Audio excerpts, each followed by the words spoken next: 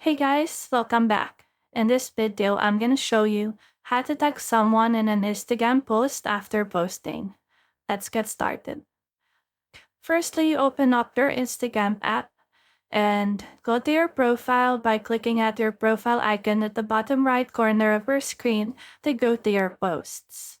And then go to the post where you want to tag someone in, and then tap on the three dots above that post.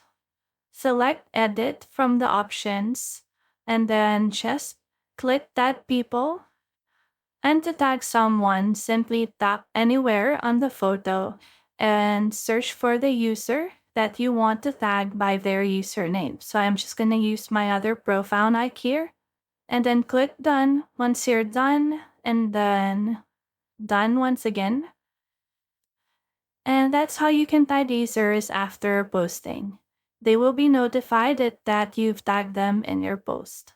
If you have found this video helpful, simply leave a like below or subscribe because it helps me reach more people. See you soon!